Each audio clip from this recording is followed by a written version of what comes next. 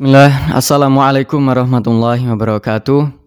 Alhamdulillahilladzi hadana lihada wa ma kunna linahtadiya laula an hadanallah. Alhamdulillah teman-teman sekalian yang dirahmati Allah Subhanahu wa taala, kita masuk bulan Ramadan ya. Bulan suci yang diberkahi oleh Allah Subhanahu wa taala, yang ditunggu-tunggu oleh umat Islam karena banyak kebaikan yang Allah turunkan di dalamnya. Alhamdulillah, segala puji syukur kita panjatkan kehadirat Allah Subhanahu wa taala, Allah yang telah menciptakan kita, Allah yang kelak akan mematikan kita, dan hanya kepada Allah kita akan dikembalikan padanya pada suatu saat yang tiada keraguan di dalamnya. Semoga kita kembali kepada Allah, kembalinya kita kelak dalam keadaan kalimat la ilaha illallah Muhammadur Rasulullah. Kembalinya kita dengan kalimat la ilaha illallah Muhammadur Rasulullah.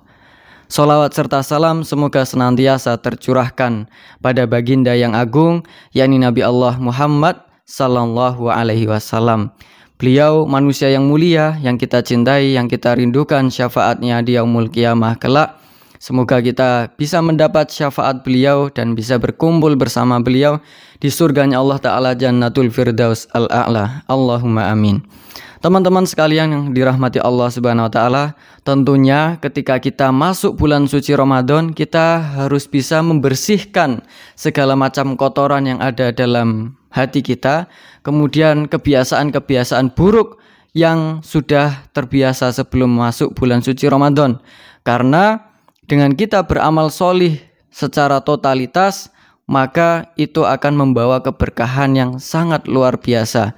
Dan amal solih itu sangat berat ketika hati kita masih kotor, ketika kita masih terbiasa melakukan dosa-dosa dan kemaksiatan. Maka kali ini kita akan bahas tentang dosa, kemaksiatan dan kemaksiatan. Teman-teman sekalian, suatu hari pernah Imam Hasan Al-Basri, beliau ulama besar waktu itu, ditanyai oleh seseorang yang datang kepada beliau, "Wahai Imam, di tempat kami, kampung kami itu sedang paceklik. Lama nggak turun hujan, sehingga susah pengairan.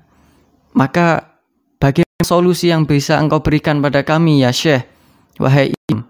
Kemudian Imam Hasan Al-Basri memberikan jawaban, "Banyak-banyaklah kalian beristighfar." Pulang orang ini.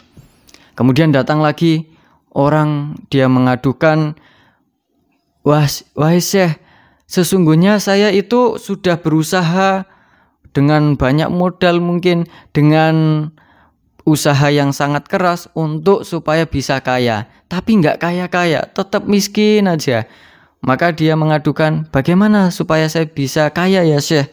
Maka dijawab, "Banyak-banyaklah kamu beristighfar." Kemudian datang lagi orang, dia mengadukan, sepasang suami istri, dia mengadukan bahwa sudah lama berumah tangga tapi tak kunjung dikaruniai Allah seorang anak. Maka dia juga meminta solusi kepada Imam Hasan Al-Basri. Beliau memberikan jawaban, "Perbanyaklah beristighfar oleh kalian." Maka ketika muridnya mendengar kok jawaban yang berbeda-beda, dari beda-beda bicaranya sama, maka Imam Hasan Al-Basri memberikan jawaban, "Iya, saya memberikan dari pertanyaan yang berbeda-beda itu dengan jawaban yang sama, bukan berdasarkan hawa nafsu saya, tapi berdasarkan firman Allah Ta'ala." Allah mengatakan dalam surat Nuh ayat 10-12-nya, "A'udzubillahi minasyaitonirrajim. Faqultu astaghfiru rabbakum innahu kana ghaffara." Maka beristighfarlah kepada Tuhanmu, sesungguhnya Dia Maha Pengampun dan pasti akan mengampuni. Yursilis sama alaikum midrara. Kemudian Dia akan menurunkan pada kalian hujan yang lebat. Wa yumdidukum bi amwalin, dan Dia akan melipat gandakan harta kalian. Wabanin, dan anak keturunan kalian. Wa yaj'al lakum jannatin, dan menjadikan bagi kalian kebun-kebun. Wa yaj'al lakum anhara, dan menjadikan bagi kalian sungai-sungai yang mengalir. Masya Allah, teman-teman sekalian, Allah menyuruh kepada kita untuk beristighfar, tapi setelah itu, setelah Allah ampuni daripada dosa-dosa kita, Allah berikan banyak kemudahan, banyak keberkahan. Mulai tadi yang disebutkan hujan lebat yang turun, kemudian diberkahinya anak keturunannya, kemudian harta yang Allah lipat gandakan, kemudian kebun-kebun yang Allah hamparkan padanya, kemudian sungai-sungai yang mengalir. Artinya, apapun masalah dalam hidup kita, solusinya satu, yaitu istighfar. Secara ringannya ya, kita beristighfar pada Allah. Kita butuh makan, jawabannya istighfar. Kita butuh pekerjaan, banyak-banyak beristighfar. Kita butuh jodoh, nggak kunjung ketemu jodohnya, banyak-banyak beristighfar. Kita banyak masalah, banyak-banyak beristighfar. Dan itu artinya apa teman-teman sekalian? Yang menghalangi kebaikan dalam hidup kita ini hanyalah satu, yaitu karena dosa. Dan cara menghilangkan dosa yaitu dengan beristighfar. Jangan kira teman-teman sekalian, ketika kita berbuat dosa, kita nggak akan kena dampaknya. Itu nggak akan berpengaruh dalam hidup kita. Itu sangat berpengaruh. Bahkan itu akan kita lihat dampaknya dalam kehidupan kita. Allah katakan dalam Quran surat Asy-Syura ayat 30. Wa ma asabakum min musibatin fabima kasabat aydikum wa ya'fu an katsir. Dan musibah apa saja yang menimpa diri kalian, maka itu disebabkan oleh dosa kalian sendiri. Wa ya'fu an katsir, dan Allah mengampuni sebagian besar dari dosa itu lewat musibah-musibah yang ditimpakan. Maka sampai para ulama ahli hikmah mengatakan, kalaulah ada musibah yang menimpa seseorang maupun suatu kaum, tidaklah itu terjadi kecuali penyebabnya karena dosa. Tidaklah terjadi suatu musibah, baik itu yang paling besar maupun yang paling kecil, kecuali penyebabnya adalah karena dosa. Maka para ulama ahli hikmah juga mengatakan, saya melihat dosa saya itu pada diri istri saya. Ketika mereka mendapati istrinya itu suka marah-marah, ngambek, kemudian susah kemudian dia akan banyak beristighfar karena tidak timbul ketidaknyamanan termasuk dalam keluarga, antar pasangan, kecuali penyebabnya karena dosa. Bisa jadi karena dosa suami, bisa jadi karena istri, atau dosa kedua-duanya. Karena dosa. Bahkan ulama juga mengatakan, saya lihat dosa saya pada diri saya. Ketika mendapati anaknya itu suka membantah, membangkang, durhaka, maka mereka akan banyak muhasabah dan beristighfar. Tidaklah seorang anak itu menjadi durhaka kecuali penyebabnya karena dosa. Bahkan para ulama juga mengatakan, saya melihat dosa saya pada rumah saya. Jadi bagi mereka, ketika atap rumahnya itu bocor, penyebab utamanya itu karena dosa.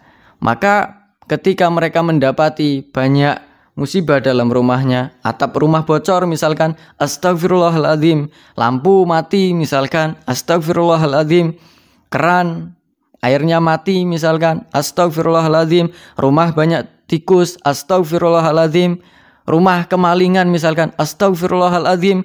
Tidak semata-mata menyalahkan malingnya, tapi terlebih dahulu dia menyalahkan dirinya sendiri. Wah, jangan-jangan saya kurang sedekah ini, sehingga Allah paksa saya untuk bersedekah. Tapi ini untuk muhasabah diri kita, bukan untuk menjustifikasi orang lain. Karena bisa jadi ketika orang lain yang ditimpakan musibah itu adalah bentuk kasih sayang Allah untuk mengangkat derajatnya. Nah, jadi kita pandai dalam menyikapi, bukan untuk menghakimi orang lain, tapi lebih untuk bermuhasabah terhadap diri kita sendiri jamaah. Sampai sebegitunya. Bahkan ulama juga mengatakan, saya melihat dosa saya pada kebun saya. Ketika hasil panennya itu lebih sedikit daripada biasanya, maka mereka akan mengatakan ini penyebabnya adalah karena dosa. Saya melihat dosa saya pada ternak saya. Ketika hasil ternaknya itu misalkan perasan airnya itu lebih sedikit daripada hari-hari sebelumnya, maka ulama ahli hikmah akan mengatakan ini penyebabnya adalah karena dosa. Bahkan mungkin kalau cewek ya, pakai jarum kerudung, terus kemudian pakai jarum pentul, misalkan ketusuk, astagfirullahaladzim. Jangan-jangan karena terlalu banyak editan mungkin ya. Nah, sehingga Allah kasih tanda, kasih kode, oh ini terlalu banyak editnya, sehingga saya memperbaiki dan menggugurkan pada dosa-dosa. Asobakum musibatan masabat aidum, dan musibah apa yang menimpa diri kalian, maka itu disebabkan oleh dosa kalian sendiri. Maka teman-teman sekalian yang dirahmati Allah Subhanahu wa taala, dosa itu sangat tidak baik sekali dalam kehidupan kita. Sedikit kita berbuat dosa, pasti akan timbul kegelisahan, akan terjadi suatu ketidaknyamanan atau musibah dalam kehidupan kita. Maka banyak-banyaklah kita beristighfar dan bermuhasabah daripada dosa-dosa yang telah kita lakukan. Dan bahkan teman-teman sekalian, dosa itu juga mempengaruhi dalam amal solih kita. Kalau kita melihat mungkin, oh itu dia berbuat dosa, hartanya masih banyak. Oh itu dia berbuat maksiat, ternyata hasilnya berlimpah. Ternyata dosa itu bukan hanya berefek dalam materi saja, bahkan dalam amal solih, batinnya dia. Seseorang yang aktif dalam beramal, dalam bermaksiat, tentunya dia sangat susah, semakin susah untuk beramal solih. Suatu ketika salah satu sahabat yaitu Ali bin Abi Thalib pernah didatangi oleh seorang sahabat yang lain. Dia mengadu kepada Ali, "Ya Abul Hasan, wahai Ali, akhir-akhir ini saya kok susah ya bangun sholat malam gitu. Padahal dulu sebelumnya rutin untuk bangun malam.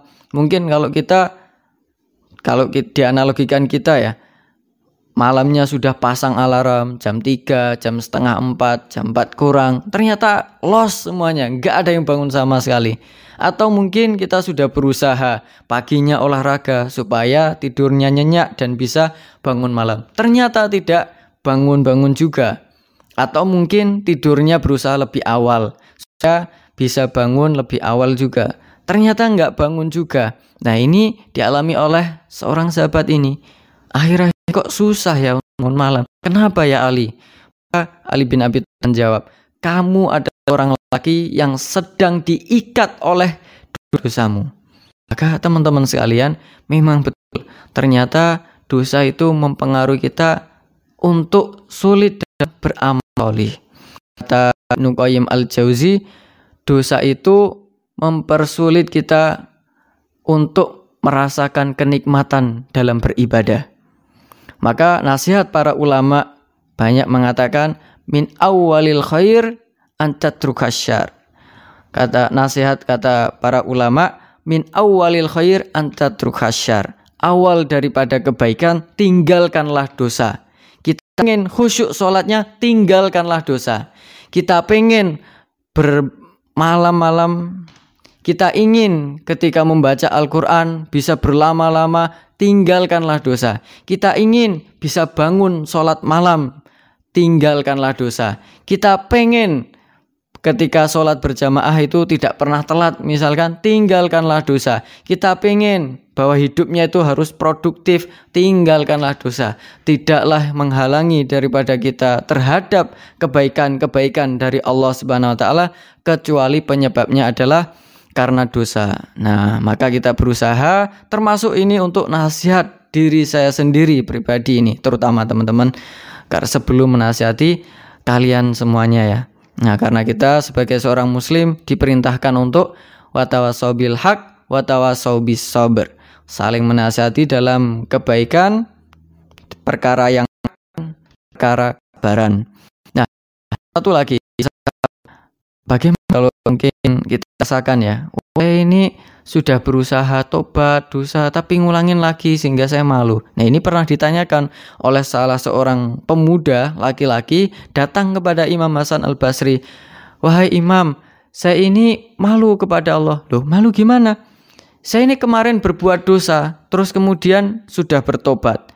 Sekarang berbuat dosa lagi, terus saya bertobat lagi.